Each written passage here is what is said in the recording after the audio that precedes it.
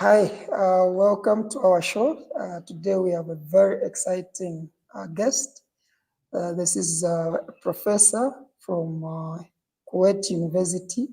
He's going to share with us his career story from his background, education, up to where he is at the moment. He's from Rwanda, that's where he was born, and went to National University of Rwanda. Then after that, went to Florida International University, where he worked for over 20 years. And he actually helped to set up the Occupational Health Department, Environmental and Occupational Health Department, where he actually had to teach all the courses single-handedly. So today we have him on our show to inspire all of us. Let me not preempt everything. Join me to welcome Prof G, Professor Gasana. The first name is difficult to pronounce. I'll allow him to pronounce. So welcome, Professor. Thank you very much, Mark. It's really a pleasure to be able to join you in your forum and really enjoy it. And I already, have a good feeling about your forum. Thank you so much. Try to pronounce your name for us. It's Janvier Gasana. Yeah. Interesting. And no wonder I struggled to pronounce. To get started, Professor, besides Rwanda, which other African countries have you been to? Where I visit a number of countries, including South Africa, including Mauritius Island, including Cameroon, including Congo, where I did work for the World Bank, Ethiopia, where I taught a course on advanced waterborne diseases, and I've been to Morocco, I've been to Abidjan, Ivory Coast. So yeah, that's quite a good number of countries I went to. Precisely. Of course, I've been to Kenya too, and then Uganda, because these are neighbors, and Burundi.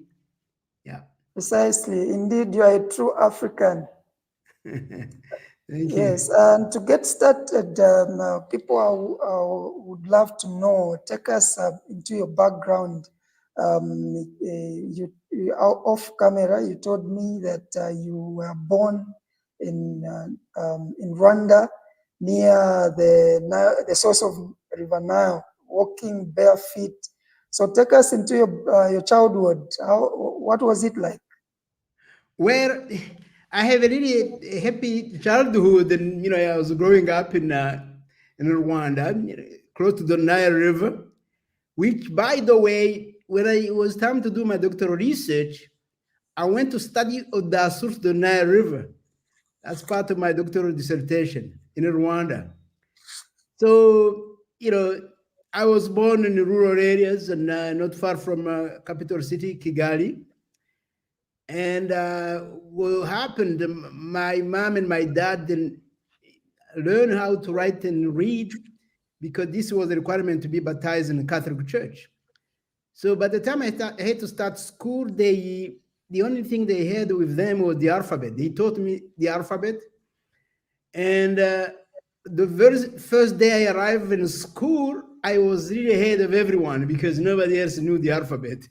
So, and from that time, I just, I excelled until the sixth grade, after which I passed I passed the exam to enter a minor seminary where I studied sciences and Latin.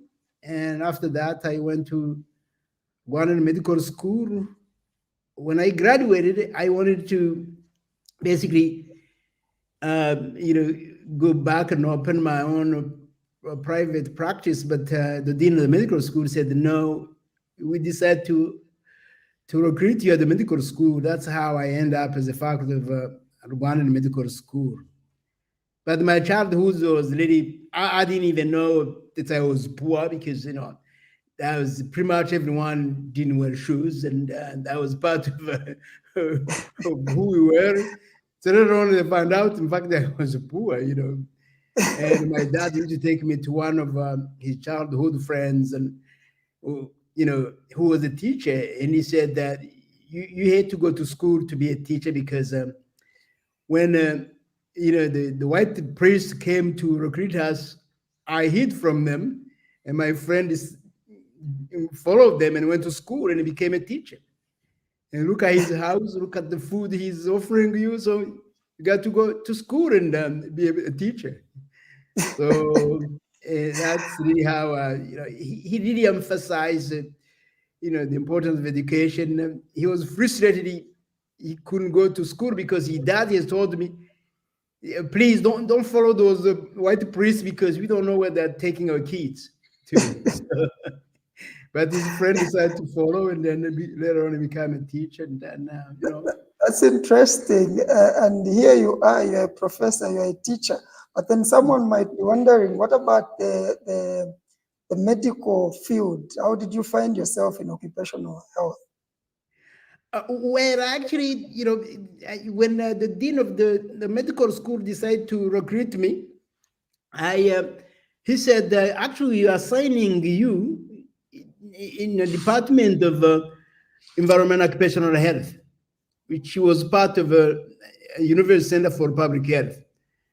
Of course, I didn't have a choice because you at the time, we couldn't argue because what happens in a system where the government pays for your schooling, you have to serve, the country, for at least 5 years. So that's how I end up in a position of public health and Department of Environmental Occupational Health. And Interesting. actually, when we were finishing up, we had this World Health Organization experts who were teaching us public health. He had convinced me that public health is like the umbrella of all health sciences. So I put down, because I was given 3 choices to decide. I mean, for when they were recruiting me. So I had the first one was pediatrics, the second one was internal medicine, the third one was the public health. And according to my friend who was a part of the committee, they said, "Whoa, nobody else chose public health." So that's how I ended up in public health. And I resigned for a few months, and then I got involved in it, and I loved it. For 4 years, I was, basically doing a inspection of some of the open markets, as you know, quite common in Africa, and we're dealing with sanitation issues. And then after 4 years, and I had to really get an advanced degree in my field. That's how I end up at the University of Rwanda, Chicago. Thank you so much. That's quite inspiring. Then you also indicated that you come from a family of healers. How did that also influence you as a child to get into the medical field? Yes, I grew up next to my 2 grandmas, my grandma, and one of them particularly was really well known. Everybody would come to see her, and I'm sorry, to see her for healing, and he'd be asking me to.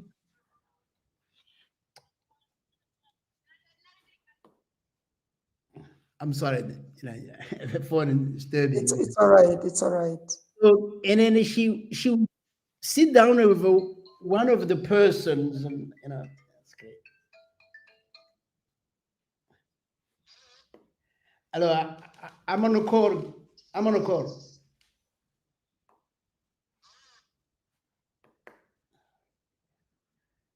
Okay, sorry. It's all right. It's all right. All right, Patiently and I'm wait. good. So then she would talk to the person. I mean, the patients basically, and then at the end of the the conversation, she asked me to go ahead and you put some of the herbs, and then you basically ground them, and then you put some water in there, and then bring it to the person. And then I would do that, and then after the person, when the person would leave, and I ask my grandma, I mean, grandma, do you think really that concoction that just made up healed her? He said no, because most of the people go to healers or doctors to be listened to. You know, they tell all your problems, and then you agree with them, and you help them, and that's all they really want. And so she wanted me to be a traditional healer, and then I said, no, let me do Western medicine. In fact, she was a healer until age 107. Even Wow. she was blind, the last 7 years of her life, she was blind, but she was still a healer. So she had really a strong influence on me. And the only thing I regret, I never recorded all her science, and I feel bad about not being able to do so. I But see, I she was see. this, you know, thank you. Yeah. Yeah. Well, it's just interesting to see how our families, our parents can really influence our career choices. They do Mhm. set up a good foundation for us to build on. And I Mhm. think this is a lesson to parents to really be able to be a positive influence. Now, coming to your education and training, take us Mhm. through the schools that you went to and qualifications that you have obtained over your career life. Well, as I said, I went through the elementary school, and then I did well, and then I ended up in a minor seminary where I studied, basically sciences and Latin, and which was very helpful when I got to medical school, because most of the words have a little Latin roots or Greek roots, and it was very helpful. And medical school, I was really, I wanted it to do well in medical school, because somehow I felt this was an opportunity given to me, men who grew up and walked bare feet in my own village. So that's when I graduated, decided to keep me at the medical school. Then, since I had to look for an advanced degree in a field, I ended up at University of Illinois, Chicago. And, in first I did my master's of public health. It was a challenge because I happened to have a family of six, and my wife and my older son, and then his brother, triplets. So we were six of us in our family. It was extremely difficult to feed them, and because my scholarship from the government was really, really tiny, was $750 a month, and my apartments were 850.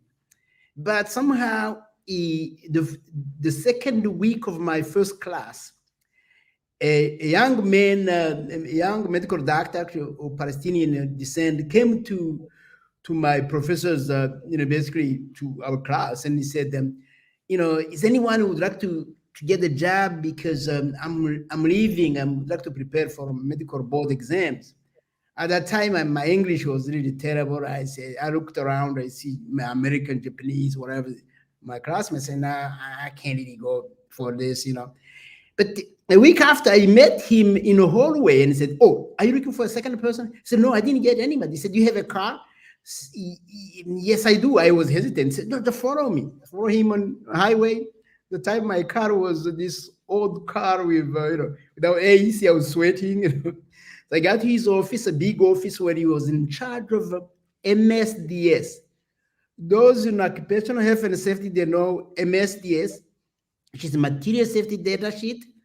Now they are called SDS, which is safety data sheet, because United Nations decided to harmonize them so they can be used by all countries. So really easy to compare and to trade some of the chemicals. So for 5 years, I was MSDS coordinator in a suburb of Chicago.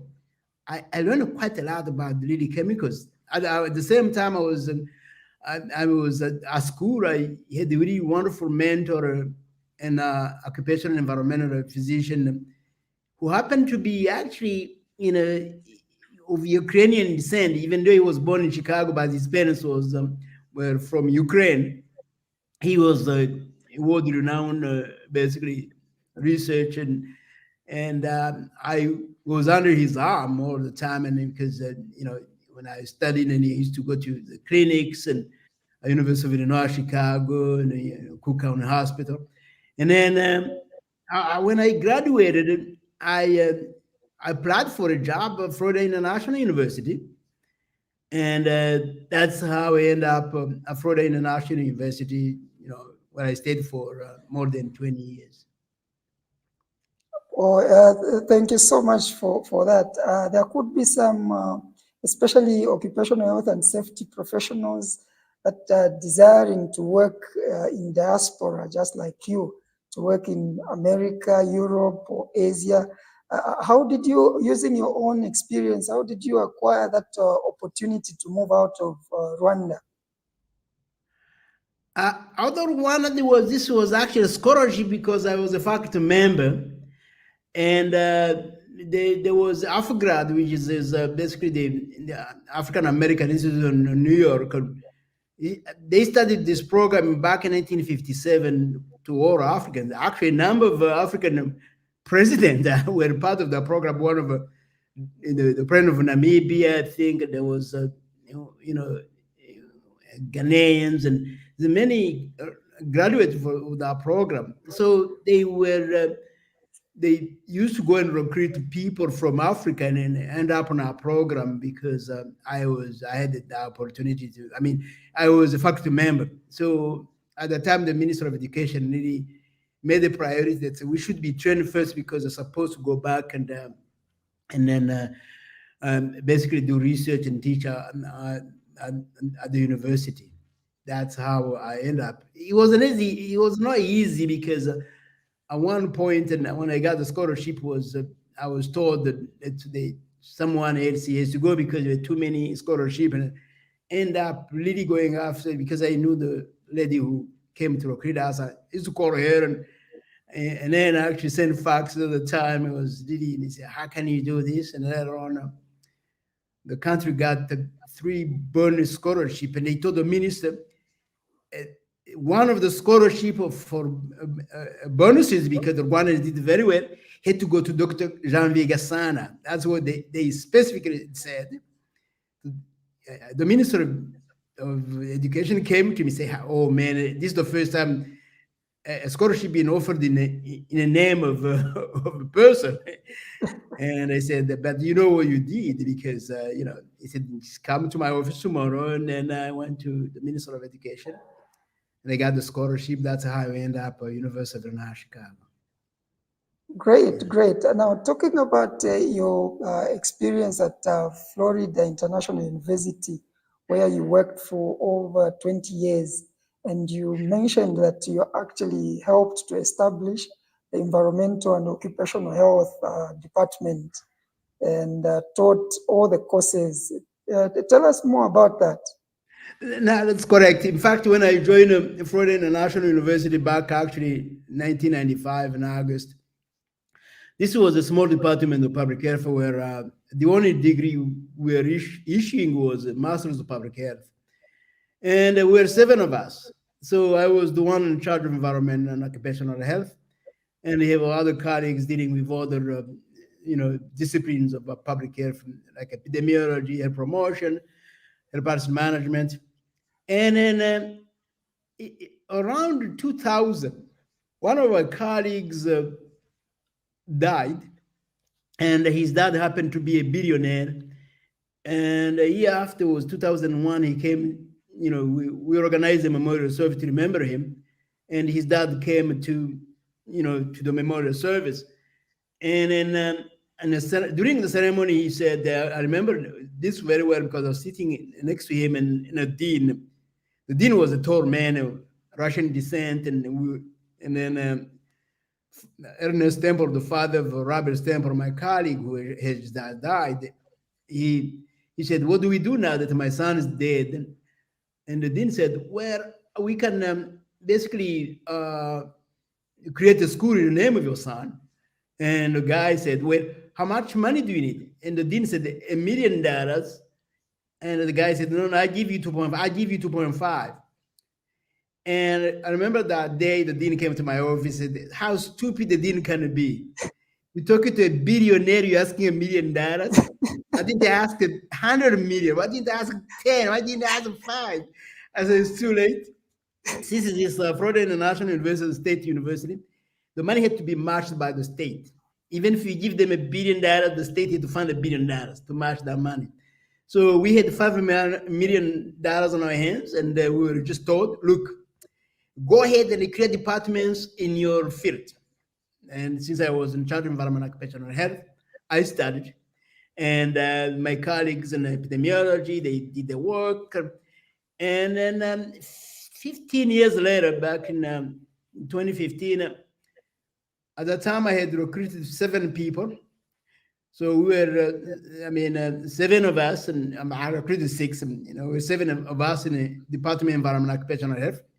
And most of my colleagues that I was able to recruit were actually doing top-notch research in the area of gene-environment interaction. I told them, look, there's an opportunity to do the same thing at Kuwait University, and I'm about to leave. He said, no, you can't leave. So how? No, I had to do the same thing. So at that time, my department, they had 7 faculty members, and the whole school had 77 faculty members.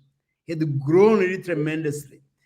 And on January 2016, I left Florida National University in Miami. However, there's something I didn't say, that I spent quite a lot of time in the community, where I did research on lead poisoning in Miami.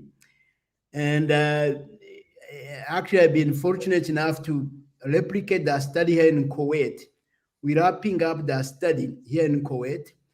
And this replication of that study we did in Miami, we published 2 papers out of it. And when I went to the head of department at that time, actually, as a junior professor from Florida National University, the lady who was the head of department, an African-American nurse, I asked her, what's the situation of lead in Miami among children? And hearing my heavy accent, she said, where are you from? I'm from Africa. I said, you lost. We fixed the problem 25 years ago. I said, no, I just graduated from University of Illinois, Chicago, and Chicago had been struggling with that problem for the last 25 years. Remember, the time we've been using leaded gasoline, the lead that came out the exhaust is still around along highways and Major Street. We measured this when I was a graduate student at University of Illinois, Chicago. And when the paint peels off, because the old paint used to have lead, it peels off in the environment. So I asked her to really be open and look at the stats they have. And then, of course, at that time they're using drawers. We asked epidemiologists to bring up all the reports from doctors, and they found out, to their surprise, they have 500 cases of lead poisoning every single year. They didn't know about it because nobody looked at them. So then we decided to do a pilot study, and we had about 121 children, and then we found out that about 25% of them lived in an environment of high lead levels and have high blood lead levels. And that's actually what we think we might find out here in Kuwait too, because all this lead is coming from the environment. Later on, I did another study on the triggers of asthma, also among children in Miami. And actually, the reason I mentioned this, these 2 projects helped me to set up a non-profit organizations that's through which I was able to get donations, because when you're doing research in the community, you really receive really huge funding from the National Institute of Health. Unless you have a lab, like my colleague, have really good funding. But if you do work in the community, you pretty much have to rely on private donations. And when we created this under the state of Florida, we were able to get some donations, and then that's how we did all the work with my students and my graduate students, and we were able to conduct those 2 studies. And I'm using the same thing because I'm very familiar with this. I was able to basically register a global applied prevention center we set up last summer. And when I get to Miami in January, I will hit the ground running because it's something really we feel it's needed on a global on a global basis. That's my Great. brief Great. time. It's clear that your studies have been impactful. The impact is clear, and we can see the results. Thank you for sharing. And we'll talk more about the GAPEC, Global Applied Prevention Center, in a minute. But firstly, I'm very much interested in the roles that you have played of being a founder of this, founder of that. And a lot of all occupational health and safety professionals, especially here in Africa, also find themselves in such a space where they need to set up a safety department from scratch, or a lecturer setting up the entire program of occupational health and safety from the scratch. So what mindset or what qualities does it take to be a great founder and do things right? Basically, what happened was basically I was forced to get in there because, for example, when my colleague died and his dad gave us money, we were asked to just start a program of environment. I was asked to set up a program of environment occupational health, and thank God we had the money to do that, and then we were able to set, and and I ended up creating a team, and because we have this committee, we set up to recruit those, colleagues who ended up joining us. So it was really almost by, basically by luck, and that's how I ended up in that position. But it was extremely helpful because when I got here, Kuwait University, I pretty much knew what to do because I had that experience. So what happens, and I had to educate myself, and we were lucky during that time when we were setting up the whole school. We had an acting dean who was very, very, really creative. He invited the basically the experts in different fields of public health.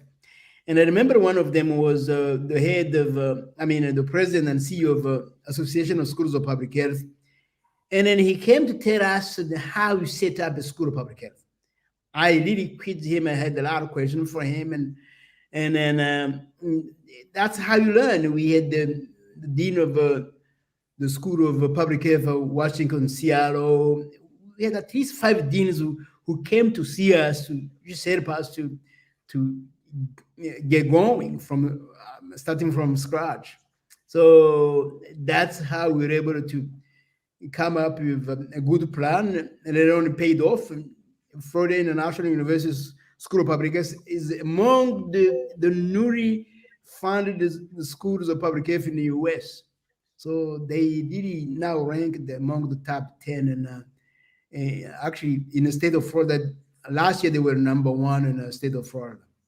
So you can see that you got to build the team, you got to go after the experts, and that's really what you got to do. Here in Kuwait, it was different situation because we didn't have to scramble for money. They already have they had an Amri decree that create the school. So we start using basically that decree to create the school or the department in the school. And but what I feel, I think anyone who would like to start a new program, anyone who would like to really get going from scratch, you got to go out and find people. It's easy now. You can use the internet. And I didn't even get to tell you about my consulting work. Is people found them on internet. The last student who found, this was a student 2 weeks ago. was a high school student from Naperville, which is a suburb of Chicago in state of Illinois. She Googled me, found that I was an expert in waterborne diseases, and she called me. She said they would like to talk to me, and I said yes. And luckily, I had my graduate student who just got his PhD in waterborne disease from Ethiopia. I basically put him on a Zoom, and I was just listening to him because he explained to the young lady how you should deal with waterborne disease and sanitation. It was really an amazing story to be able to watch my own student explaining what we're supposed to do. And it comes to what they call WASH, which is water and sanitation issues. And, so yeah, you got to be a go-getter, and in this time it's easy. You can use the internet, and all information is out there, really. Wow, thank you so much. Let's now talk about your career choice and motivation. When you look back in your professional life, what influenced you to choose the career in occupational health, and who are your role models? Well, first of all, I mean, I said, from my dreams, dad was, he wanted me to be a teacher. I said, okay, I'll be a teacher. But later on, when I was studying public health, I found out public health was really important, And then when I did my internship at the University Center for Public Health, I was very critical of my report about how the Department of Environmental Occupational Health was run. And I didn't think they were doing what they were supposed to do. And that's why when I was assigned to it, I pretty much said, let me see what I can do. And really helped me to just stay focused. And that's how I ended up in one of the best schools in the US, University of Rwanda, Chicago. In Chicago, you learn science, but you learn about life itself, because it's a city with multiple challenges, and you learn from all of those. And I think it's, and then being a doctor, and then I ended up under the arm of our environmental occupational professor, Dr. Horchek, and he really enforced my love for occupational health and environmental occupational medicine. We stayed in touch. Actually, one of my best time in the US, when I was the advisor for US EPA, which is the US Environmental Protection Agency, I remember sitting on a board with my professor. You can see how thrilled I was, and when he was introducing me to the rest of the board. This is my student. I joined the University of Illinois, Chicago, and you both end up on an advisor board for U.S. Environmental Protection Agency. So I've been really quite lucky, but having mentors and really, it's very helpful. And that's my experience. And like I said, when I was in elementary school, I was the beloved student for each of my great school teacher. And the same thing, I got in high school and university, I really love the three subjects. I really love the endocrinology, where you're looking at those endocrine system where now they're linked to non-communicable disease like diabetes and obesity, all this, and then pharmacology and public health. I end up in public health. So my motivation was really, I found out that this field of environmental occupational health can really deal with many issues. And the way I looked at it, the environment we happen to live in happen to be polluted by workplaces. So emissions from different industries end up in the environment, and then the people in the environment end up being affected. So the emissions in some areas, some countries, where the emissions are not really controlled, they affect the workers, and they affect the surrounding basically communities and the environment. And that's how we end up in the World Bank mission 10 years ago in Katanga, southeast of Congo, Democratic Republic of Congo. We were studying the impact of mining on the miners on surrounding populations and environment. So that self really kept me going. And at the time, I had just finished another, basically workshop on occupational health and safety in Haiti, where this was under USAID, where I was teaching young entrepreneurs who were doing all kinds of work, and some were making soaps, some were raising chickens. Basically they were funded by USAID, but they didn't need to get some knowledge about occupational health and safety. So I spent 2 weeks doing the workshop, and that's actually right before I joined Kuwait University and here in Kuwait.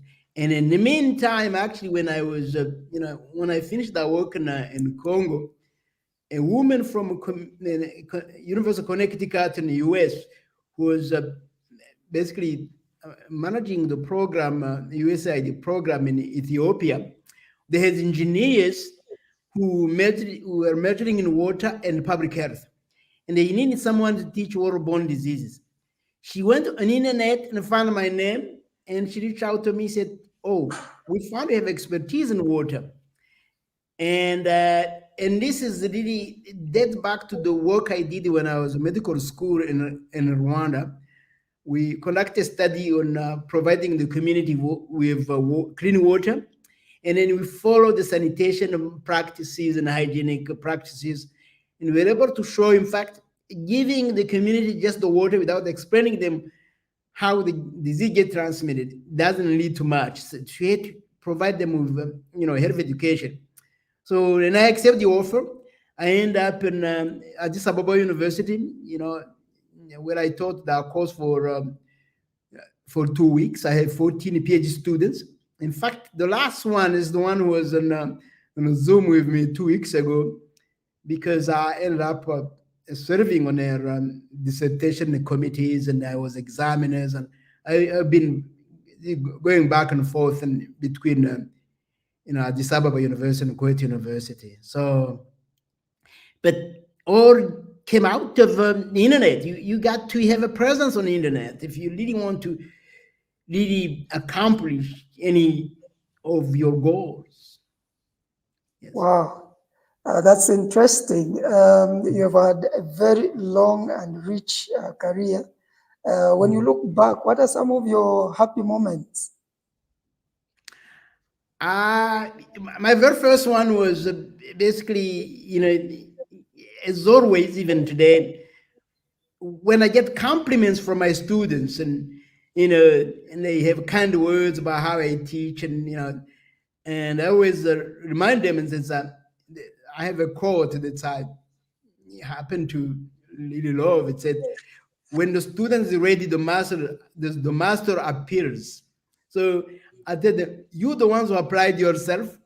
Yes, I was the master, but if you are not ready, couldn't really get magic from me." So, and my other happy moment is basically the moment I got my tenure, because when you get tenure in a U.S. university system, you have a job for life, which actually in 2015, I had to give it up, which is the risk I was taking somehow, because I was pretty much at the end. And I was close to retirement. At the time I was 59. I said, you know what? Let me try this. I remember having a conversation with the president, and he said, "President, can I have a leave of absence for 2 years?" He said, "You know what? A leave of absence 2 years, it means they won't be able to recruit anybody. And that will really impede the efforts of the department you happen to create." So I said, okay. So we made a deal, and then I gave up my tenure. That's how I ended up at Kuwait University.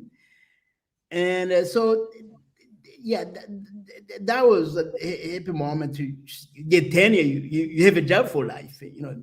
Nothing else really can really remove you from that post you have, and that's really what I enjoyed. And then I got some of I was able to establish the non-profit organizations, again, with the help of the Florida International University Vice President for Research. And that gave me the tools of really basically going after the private donations. So, that was also a blessing, and just to be able to do that, so yeah, those are my happy moments and in our system.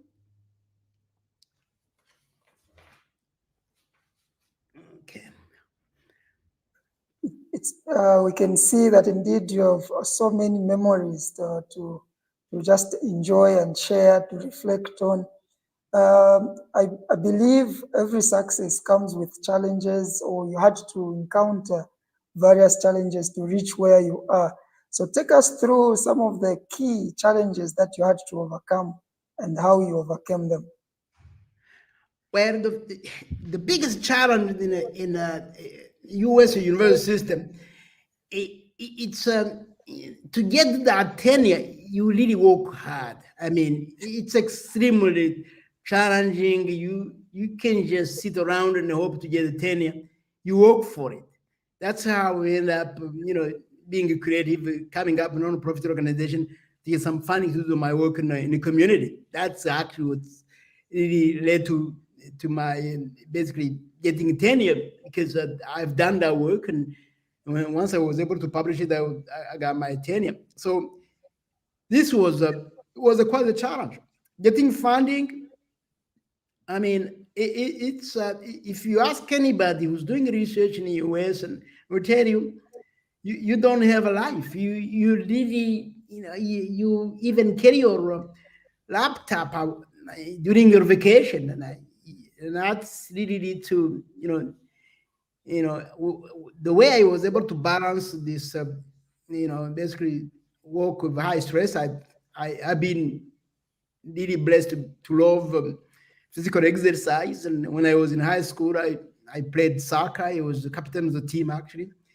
And then when I was at university, I played tennis, and then when I was basically at university, FIU, I play tennis too, and I do meditation, and then that had been quite helpful to really, basically relieve some of the stress.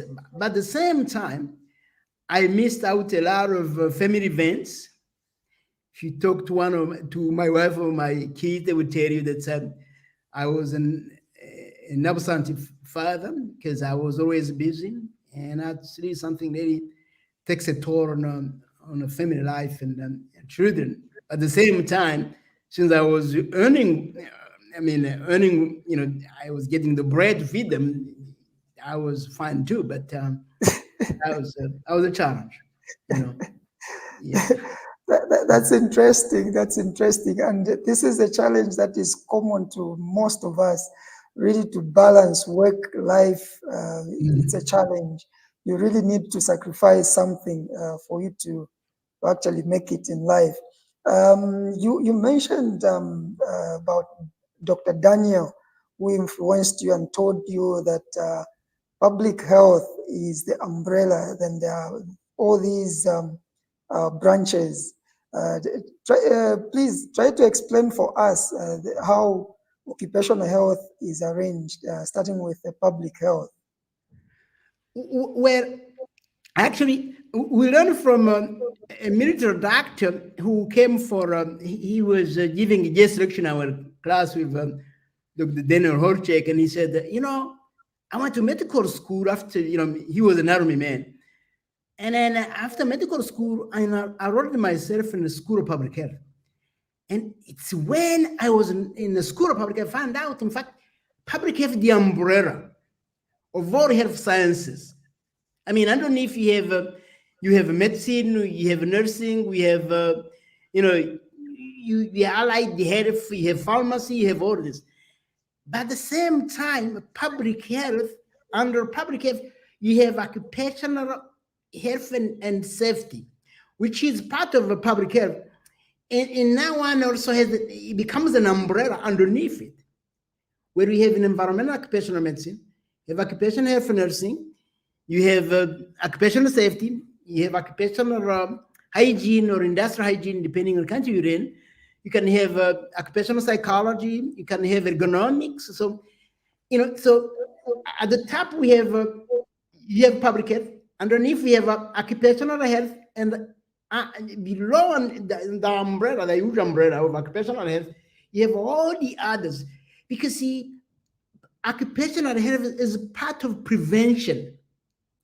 So when you add all the others, these are because when you're at the top, it's a primary prevention. Primary prevention. But when you're occupational and environmental medicine, it's a preventive medicine because you're seeing people who are already injured coming to you. So you're practicing preventive medicine, but it's not really primary prevention. This is why public health is really happen to be at the top, really guiding our efforts to make sure we don't even end up with those issues we end up with. When we get injured, when we, when I was even in graduate school, we didn't even talk about psychosocial stress.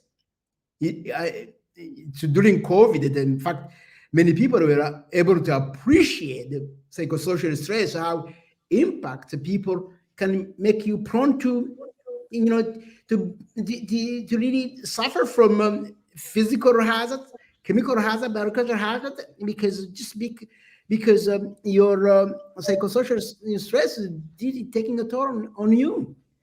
So that's really, I still believe the umbrella, the public health, it's really, it's the umbrella of all these health sciences.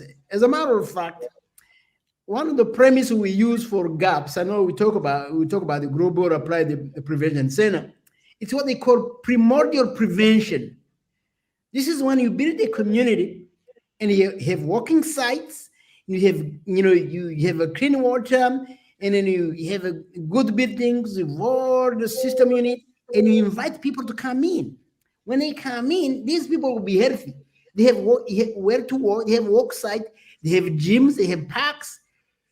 So that's what they mean by primordial prevention, which is actually a concept came out of Scandinavian countries, because Scandinavian countries happen to be ahead of in this area of public health. I've been borrowing from them when I was doing this.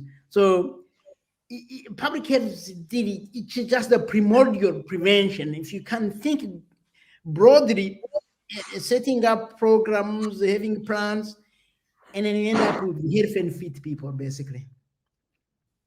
Wow. That's very, very helpful to just have a clear understanding on how all these programs are joined together. And now, talking of the health of workers, what are some of the determinants of workers' health? Well, yeah, there are really 4 determinants of workers' health. As a matter of fact, when I was designing the course here at Kuwait University, my dean was, he's from Finland. He was the head of Finnish Institute of Occupational Health and Safety. He suggests we don't call it occupational health and safety. He says, call it workers' health. That means you get into the determinants of health. And the determinants of health, you have those hazards I mentioned, the physical, the chemical, the ergonomics, and then psychosocial stress. And then you have a social aspect, the social factors. Here we're talking about your income. Are you in a precarious job? Are you a migrant worker? Are you afraid of missing your, you're sick, but you had to go to work because you need your check. You got to send money to home. So those are social factors. It's really important. And then you have the behavior risk factor. Which is one of the third determinants of workers' health. Your diet, your nutrition, the stress, the psychosocial stress I just talked about.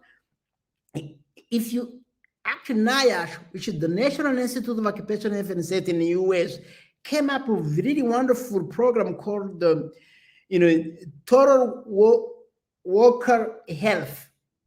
That means when they look at you, they don't look at you as someone who is about to be injured by a physical hazards. No, let's look at you as a healthy and in a holistic way. And then when they do that, they will look at are you eating healthy? Do you sleep enough hours? Are you on the drugs? Do you have family issues? That's why the employee basically the EAP, the employee assistance program, are very important because they can really look at the worker and tell when the productivity goes down, and they will ask, do you have any problem? This is that behavior. You've got to really look at those two. And then the fourth one is the occupational health services. If you get injured, somebody has to take care of you. And that's very important. That's the fourth one. We got to be able to get help. And actually, even better, when you have an environmental occupational physician or an occupational health nurses, they can even go into the primary prevention. They tell you how to prevent all these, basically, how you can be prevent from this, basically, hazards of that you get exposed during your working life. And the main issue, when we talk about this determinants of workers' health, it's the dichotomy we see in many countries. Safety is under the Minister of Labor. Health is under the Minister of Health. And they rarely talk to each other. I have an example in Kuwait. I've been asking them, they don't talk to each other. And the only way to really overcome that dichotomy between the two, because they have to go together, you got to have an Institute of Occupational Health. That's what South Africa has. That's what US has. Nile, the National Institute of Occupational Health and Safety. That's what Finland had, the Finnish Institute of Occupational Health and Safety, because people from the labor, people from the Minister of Health, they all go to the umbrella organization, and there's no confusion. The workers, the contractors, everybody has where to go. And that's really how to take care of those four determinants of health of a worker. Well, you have actually brought in a new concept. Instead of calling it occupational health, we need to call it workers' health. How do we get to have this shift? How do we get to workers' health instead of occupational health? You see, in the beginning, the researchers and practitioners came up with public health. They were doctors. They were sitting in their offices. Someone comes in, he have injury, and then some just stood to doctors. You know what? We're going to find out why these people are getting injured. That's where they went in the workplace, they went in the communities, and they found out the problems. And then at the time they talking to engineers. I was in a workplace and I found this machine and this injured the people. And an engineer at the time created this, basically personal protective equipment. So in the beginning, the field was really, it was in the hands of doctors and engineers. But then later on, from engineering, we went into the behavior, because if you were injured, it was your fault, So, and then we move out of that mode, and then we enter the enforcement. If you have laws, you can enforce them. But if you don't have laws, if you don't enforce your laws, you have a problem. So now we got to the culture, safety culture, where you really make sure that everybody understands the importance of safety and health. And so that's how NIOSH, the Institute of National Institute of Occupational Health and Safety in the US, they feel we shouldn't be talking about occupational health and talking about big machines. We forget, in fact, the person who is dealing with these machines. That's why now we're focusing on the health of the worker, not the whole system, because you lose out to what's really impacting that person. And I think this is really a better approach. Yes, indeed, that's a huge paradigm shift that we need to have across board. I can see time is not with us. I'm actually enjoying this interview. But before we conclude, tell us more about the Global Application Prevention Center.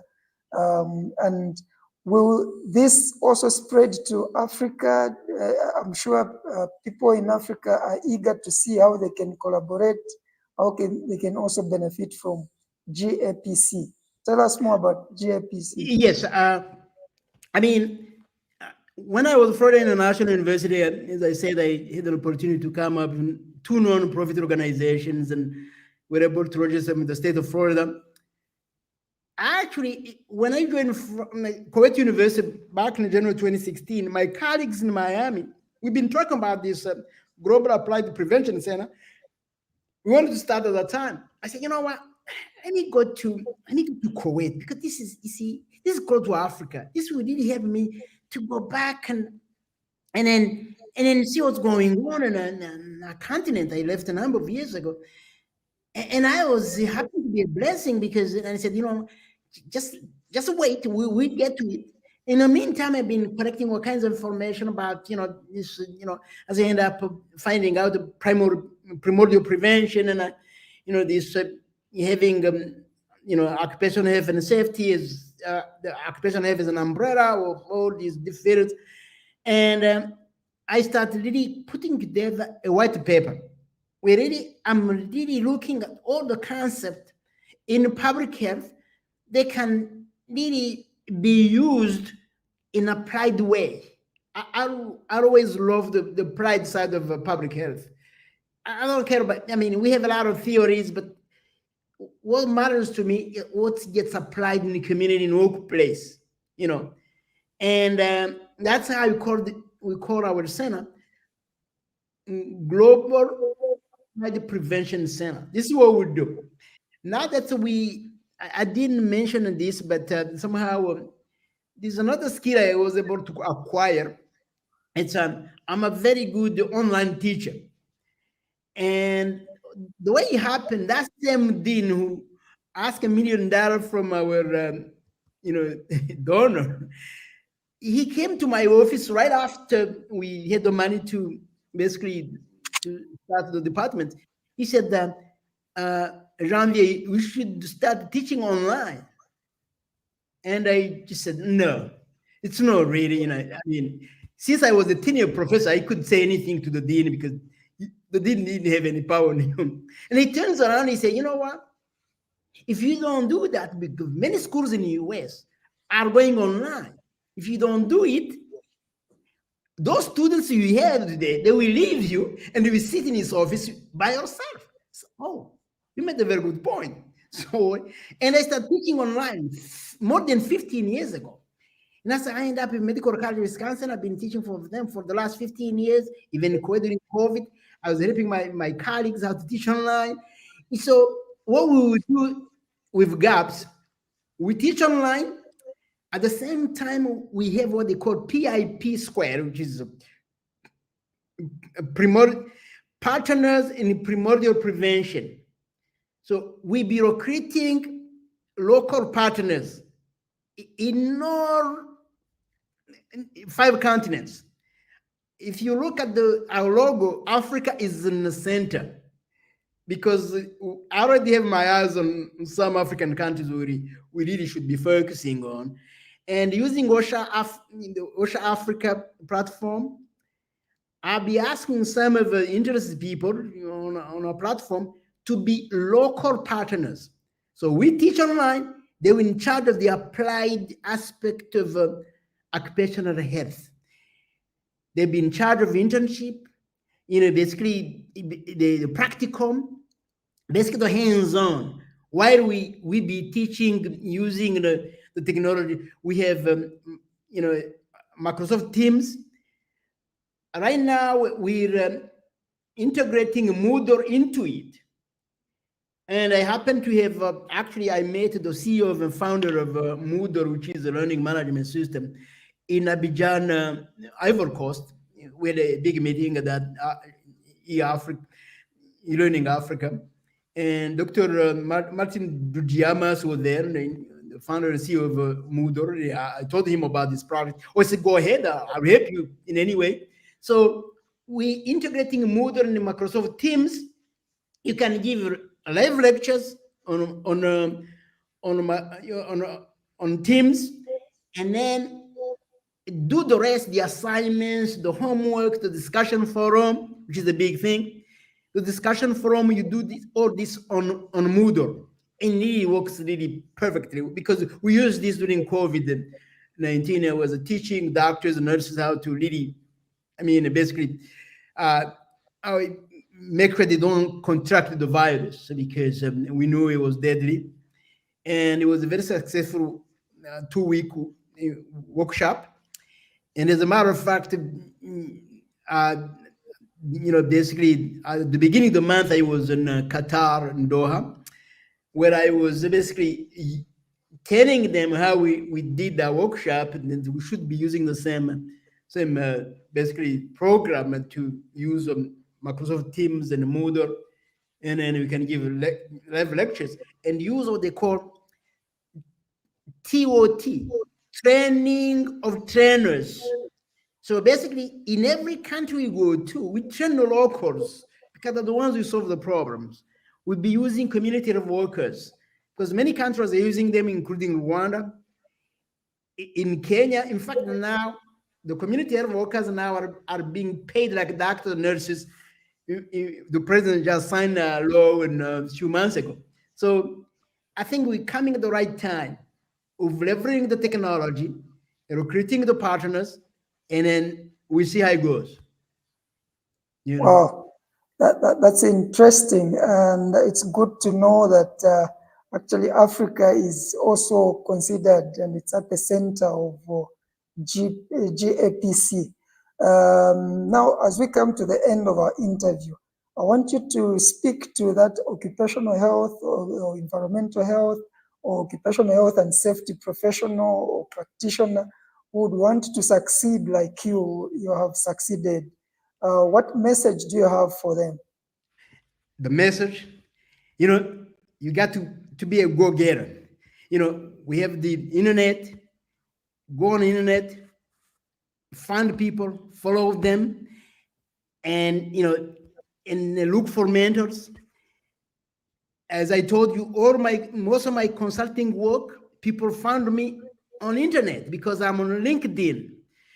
And LinkedIn, you upload your CV and everybody sees you. And that's how that student from high school in Illinois, in Upperville College, found me, and I was able to help her through my recent PhD graduate from Ethiopia. So you have an internet presence if you would like to succeed in this. There's so many opportunities that pop up right and left, and scholarships, trainings, and just go after those. And that's the only way you'll be able to get. And then for example, now we've been blessed, and back in 2018 when I was in Dublin attending the ICOH, the National Commission for Occupational Health. That's when we launched OSHAfrica. But at the same time, we campaign for the bid of basically holding the next Congress in Morocco. Remember, Morocco at that time was competing with Canada and India. And we were able to get that. So in Morocco, Marrakesh, in April, end of April, May, there are ample opportunities to learn from these guys.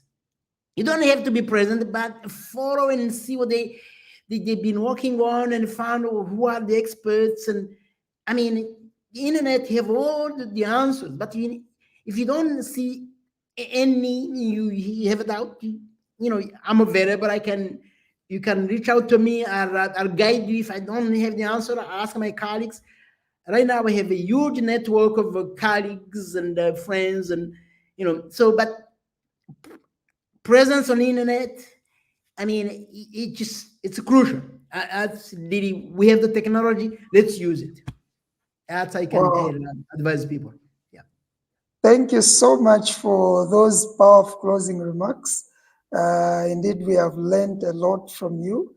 and you continue being a role model to a lot of us. You're an inspiration. Never get tired. We'll keep on knocking on your door. We need to continue learning from you. And just to conclude, so many insights have been shared, so many nuggets have been shared with us.